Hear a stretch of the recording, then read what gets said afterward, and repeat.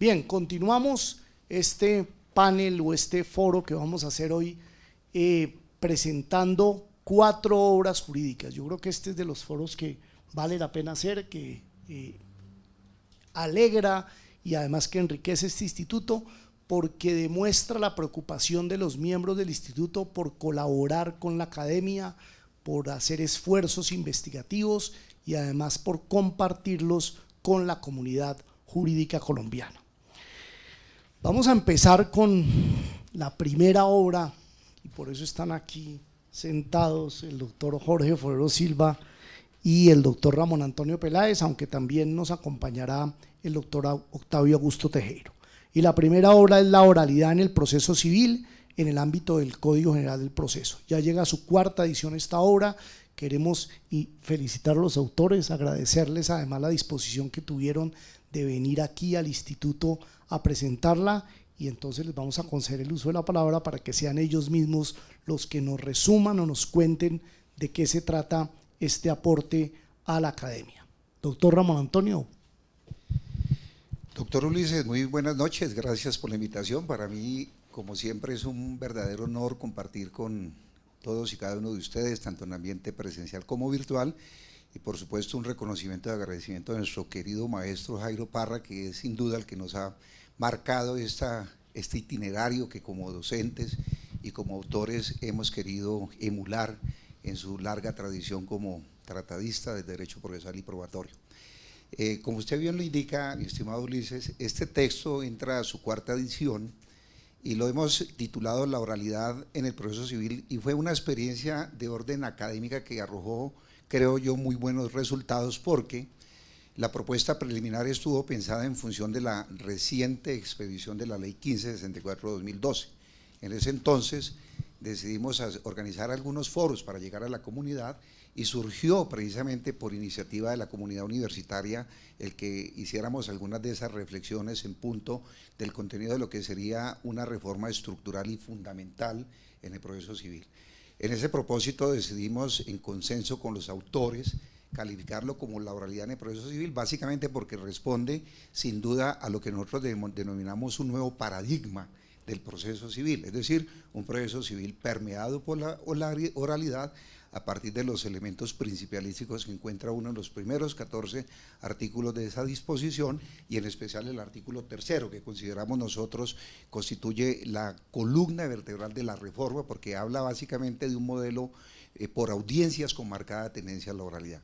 Y eso es lo que aparece, por supuesto, desarrollado a lo largo del articulado, especialmente en relación con el contenido del artículo 121 y por supuesto el artículo 272 y 273.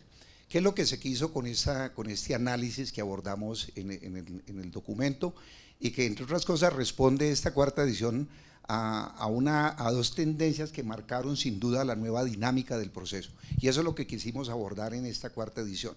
Fíjense que la motivación inicial estuvo en efecto determinada por la incorporación de la oralidad en el proceso civil, por eso la denominación, y en ella buscamos explicar a partir de el desarrollo de sus capítulos lo que es la estructura, la nueva estructura del proceso civil oral, en donde sin duda la actividad probatoria es la que mayor incidencia va a tener desde el punto de vista de la nueva dinámica que plantea este modelo procesal. Y decidimos incorporar, pues, por supuesto, disposiciones que terminaban siendo a la postre novedosísimas, y creo yo que el tema principalístico que es tratado con solvencia y suficiencia por nuestro querido amigo Octavio Augusto Tejero, pues marca el derrotero que va a regir precisamente esa nueva visión del proceso civil oral. Hemos decidido también brindarle un tratamiento al doctor Jorge Forero en punto del proceso ejecutivo, que sin duda supuso un cambio radical en la manera como tradicionalmente se concebía el proceso ejecutivo, respondiendo un poco a la tendencia de unificación procedimental y a la incorporación del debate de cara a la naturaleza del título cuando este es cuestionado, tema que por supuesto aborda el doctor Jorge. Y también se hizo un análisis en el contenido de la obra de la insolvencia de la persona natural no comerciante, que constituye también una verdadera novedad, que pese a que ha sido digamos que interpretada equivocadamente. Me parece que el análisis que hace nuestro amigo Horacio Cruz Tejada, que no puede estar en este evento por compromisos académicos, logró lo que se quería, y era aproximar básicamente a las personas del común a lo que es la nueva dinámica de esos trámites de insolvencia. A ellos se suma en esta edición un aspecto que me parecía importante, porque así nos lo habían comentado las personas que habían estado en la lectura de las anteriores ediciones, y es que decidimos incorporar unos procesos de familia. En el capítulo de cierre, contando con el acompañamiento de una gran académica, la doctora Sandra Milena Daza, profesora de la Universidad Nacional, se hizo la invitación y logramos articular de manera sincrónica estos contenidos temáticos. Entonces yo voy a referirme explícitamente al por qué esta tendencia que aparece reflejada en el análisis que hacemos en el estudio. Para todos no es un secreto el impacto que produjo, por supuesto, el aislamiento preventivo en la actuación procesal. Eso es tratado con solvencia en este análisis, y tampoco es ajeno para nosotros, los estudiosos del derecho procesal, la incidencia que tuvo el pronunciamiento contenido en la sentencia C443 de 2019, que rompe, a mi juicio, el paradigma que se quería contenido en el artículo 121. Recordemos que esta sentencia básicamente opta por una postura de cara a la naturaleza de la nulidad que se plantea en el contenido de esa disposición, al trasegar o al trascender la esfera de la nulidad de pleno derecho para convertirla en una nulidad de carácter relativo y por lo tanto saneable, y el efecto que produce respecto a la pérdida automática de competencia en el entendido de que se puede prorrogar esta, y por lo tanto lleva el debate del 121 a los términos del artículo 16 del Código Penal de Proceso, es decir, el tema de prorrogabilidad o improrrogabilidad por un factor que en el documento se califica como un factor temporal determinante de competencia. Ese análisis lo hacemos porque era menester aproximar también al lector a esa nueva visión del proceso, que ha recibido, por supuesto, todas las críticas posibles, porque pareciera ser que el intento de la celeridad procesal que supuso la incorporación de esta noción de duración razonable pareciera que quedó en eso, en una simple intencionalidad, y eso lo expresan, pues, por supuesto, quienes litigan cotidianamente en este ámbito. Y lo otro que también merecía atención en el análisis de estas disposiciones es precisamente el decreto 806, porque básicamente nos incorporó a una nueva realidad del proceso civil oral, y es el proceso civil oral en ambientes virtuales. Ese análisis nos combinó entonces a comprender una aproximación también a la postura que la propia Corte Constitucional había adoptado por virtud de la sentencia C420 del 2020 en torno a la constitucionalidad de este decreto 806, y que por supuesto adquirió preponderancia a raíz de las recientes deliberaciones que se dio en punto de la incorporación como legislación permanente de esas disposiciones. Por lo tanto, en la obra se alcanza también a abordar el contenido de la ley 2213, que nos lleva sin duda a esa nueva realidad. ¿Y cuál es la realidad? Básicamente un proceso civil oral en ambiente presencial, que constituye a nuestro juicio la excepción, y un proceso civil en ambientes virtuales que constituye la regla general.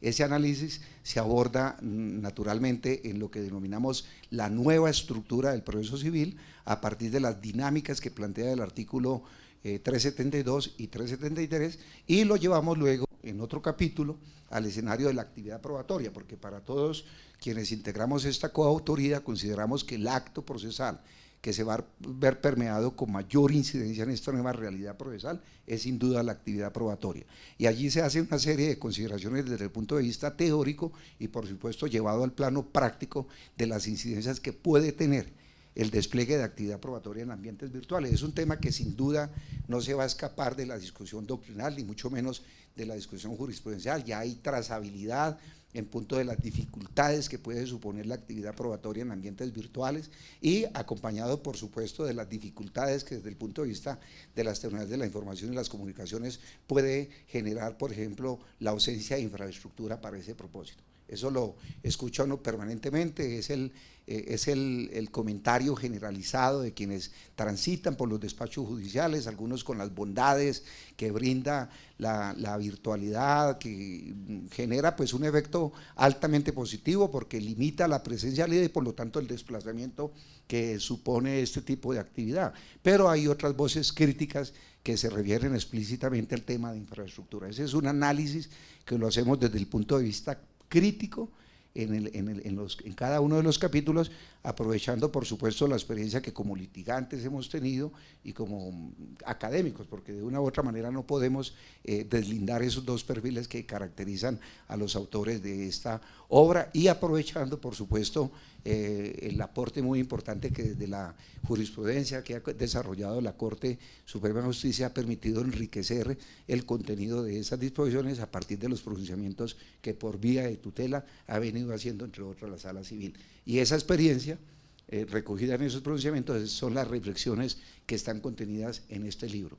Seguramente es un libro, como todo libro, que puede ser objeto de críticas, como puede ser también objeto de enriquecimiento. Ya inclusive con los autores estamos hablando ya de una quinta edición para ampliar el contenido. La idea es que el contenido de la información allí prevista vaya ampliándose en la medida en que el debate se vaya ampliando, y ese es el sentido de las obras. Ya sabemos quienes nos hemos aventurado a esta difícil tarea de escribir líneas de carácter normativo y hermenéutico, que no es fácil, porque hoy puede ser una postura que se adopta y luego la que la Corte pueda variar. Por eso este libro en su cuarta edición generó cierto margen de espera, porque estábamos a puertas de los pronunciamientos que la Corte tuviera al respecto para hacer en relación de temas coyunturales, como lo fue la duración razonable del proceso en punto del contenido del artículo 121 y naturalmente en punto de los ambientes virtuales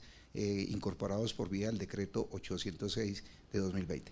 Queda entonces a disposición de la comunidad académica, del estudiantado y por supuesto de los abogados, litigantes, de los jueces de la República, estos análisis que son hechos desde la perspectiva de académicos, pero pensados en función por supuesto de que enriquezcan el debate, porque esta discusión hasta ahora empieza, y así como lo hemos afirmado en varios foros, que así como el Código de Procedimiento Civil dio mucho de qué hablar, después de 35 años de expedición, pues que no podemos decir de estas disposiciones que en este decenio pues han dado mucho de qué hablar y que cada día estamos construyendo en el quehacer académico y profesional. Yo, siendo respetuoso con el tiempo, pues quiero cederle el uso de la palabra a los demás coautores, aprovechando la proximidad del profesor Octavio Augusto, que por un convenio interno habíamos concertado que yo alargara mi discurso para facilitar su llegada y que articule de manera armoniosa en esta disertación. Como nadie se dio cuenta que él llegó, entonces le cedo el uso de la palabra. Muchas gracias, amigos.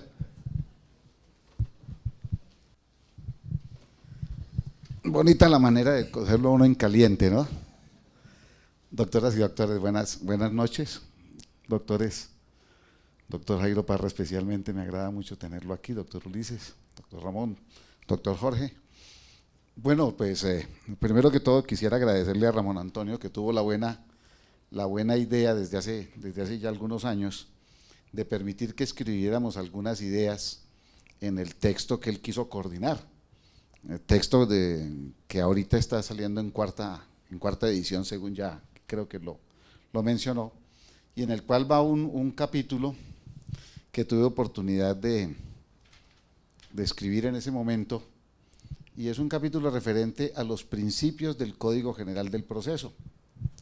¿Cuáles son los principios que en nuestro criterio iluminan el Código General del Proceso y le sirven de referente para la interpretación, para la integración y para la aplicación de las normas contenidas en todos los demás libros?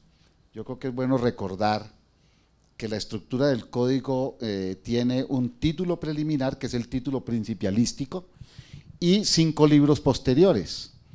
Ese título preliminar, que va del artículo 1 al artículo 14, pues es el artículo dedicado a este tema, al tema teórico, llamémoslo al tema fundamental, que, como les digo, sirve de guía a la interpretación, a la aplicación y a la integración de todos los dispositivos que vienen de ahí en adelante.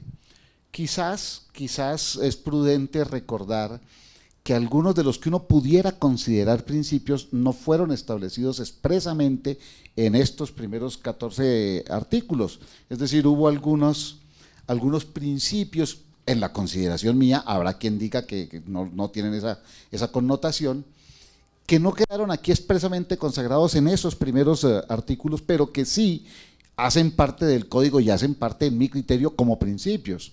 uno podría pensar, por ejemplo, todo el tema tecnológico. Entre los artículos 1 al 14 ese tema no se menciona. Sin embargo, el artículo 103 y un mundo de artículos hacen relación de una manera coherente, clara, que nos permiten pensar que ahí hay todo un principio, todo un postulado central que debe ser tenido en cuenta en todos los demás, en todas las demás normas y reglas. Este aspecto de los principios, este capítulo, llamémoslo así, tiene la importancia que hemos señalado y la importancia de, recordemos que el tema de los principios es fundamental porque normalmente en las acepciones que han sido aceptadas dentro de la filosofía del derecho, se piensa que los principios son mandatos de optimización, es decir, mandatos donde se debe intentar lo más que se pueda, optimización, maximización, mientras que las reglas normalmente son el todo o nada, el se cumple o no se cumple. Pero aparte de esa distinción que puede ser muy interesante, lo más interesante de eso es que esos principios que significan optimizar lo más, pues sirven para interpretar esas otras normas y poder darle la mejor utilización, la mejor optimización, la mejor expresión de la idea central del código en cada caso concreto a la hora de la aplicación de las normas. De modo que allí lo que se hace es toda una revisión de estos temas. Como les digo, el recuerdo de que algunos principios no aparecen en el articulado textual del 1 al 14, pero sí están dentro del cuerpo normativo, ese que les acabo de mencionar. Uno podría mencionar también, insisto, con alguna eventual discusión, pero uno pudiera hablar del principio de aportación probatoria de parte, que si bien no está del 1 al 14, sí uno lo encuentra recogido en varias disposiciones diseminadas por todo el código, donde se señala cómo las partes deben hacer la aportación probatoria regular y principalmente dentro de la demanda, la contestación de la demanda y bueno, todos estos otros elementos. De modo que básicamente, doctor Ramón, ese es el contenido de estas páginas. E insisto en este momento que le agradezco mucho que me haya permitido colaborar en esa obra y agradezco al instituto que nos haya permitido hablar de estos temas a estas alturas. A todas y a todos, muchas gracias.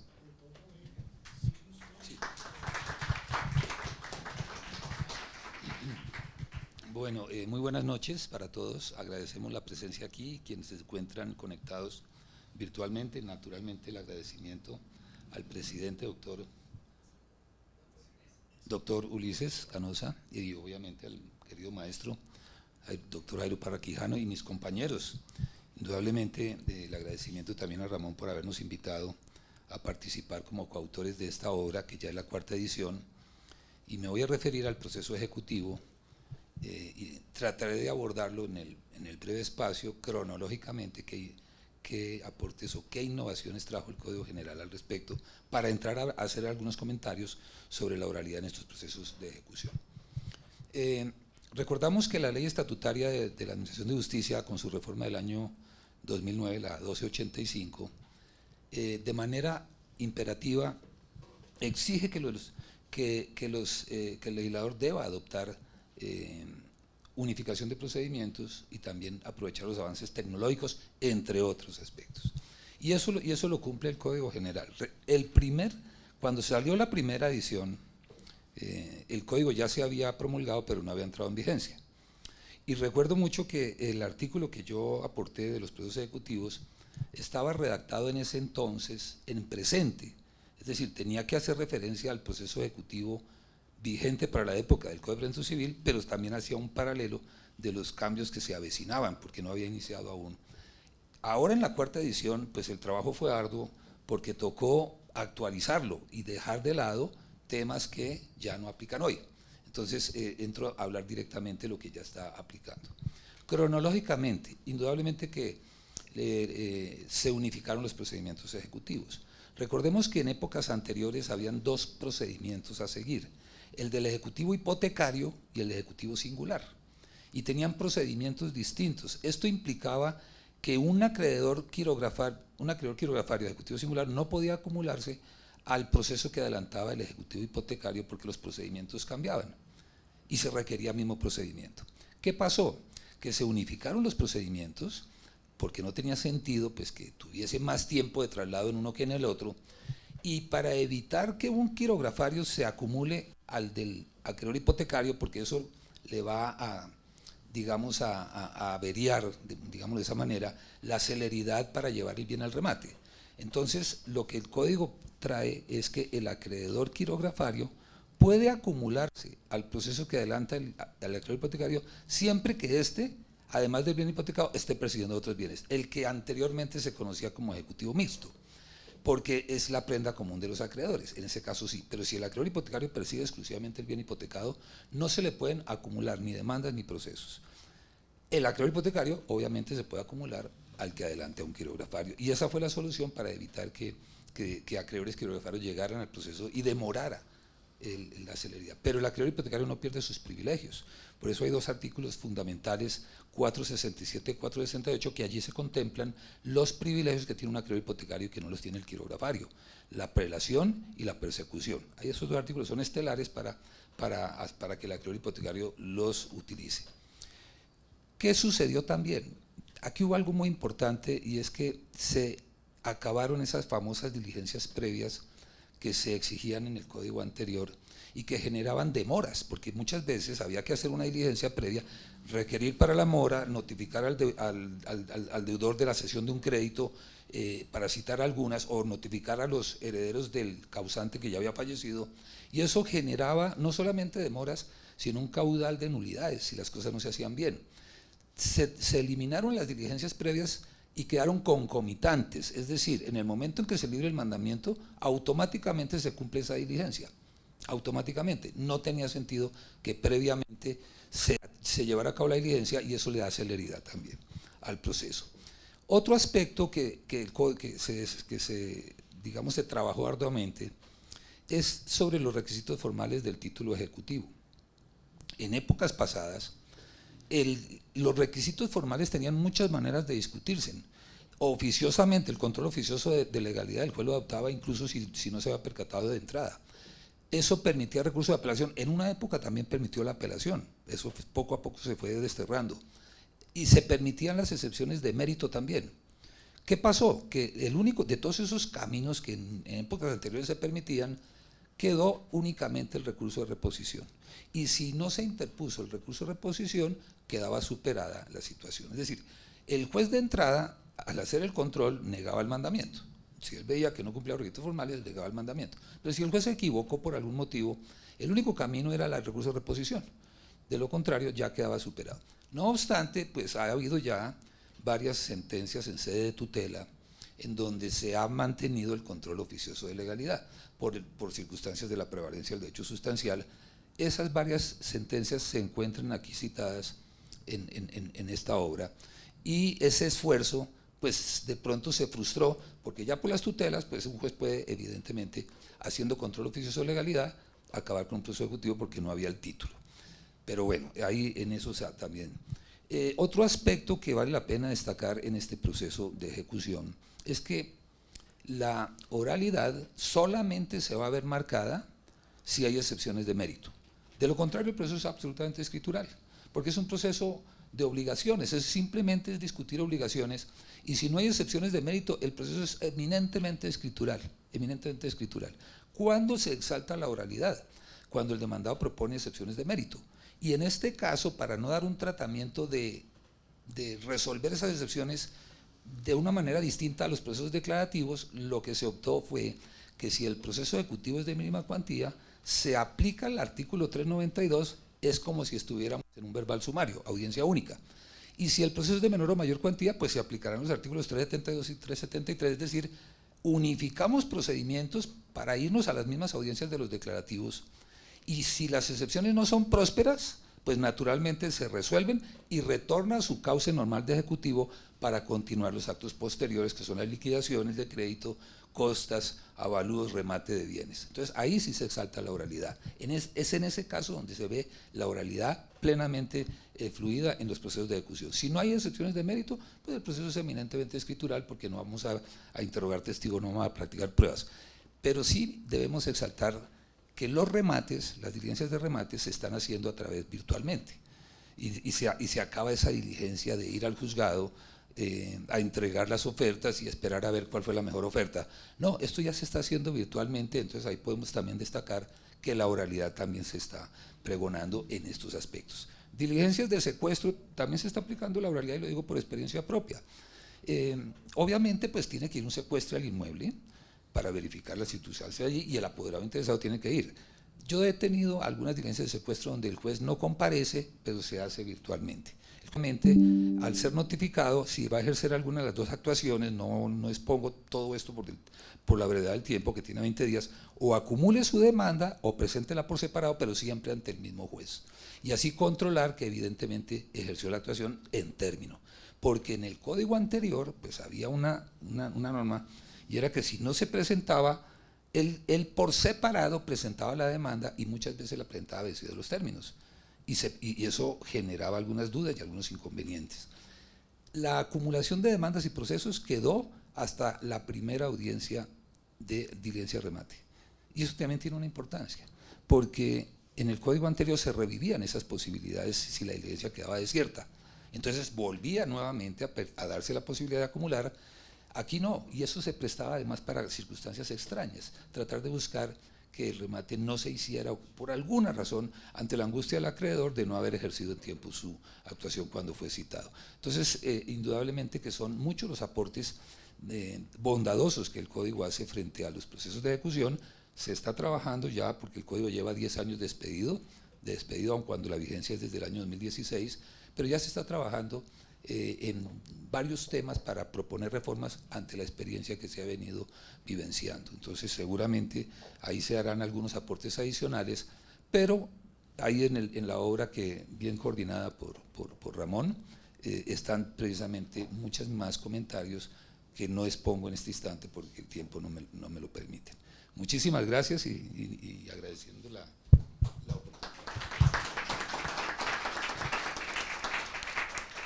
Bueno, pues felicitaciones, ¿no?, a los autores, porque es una obra que tenemos todos que leer.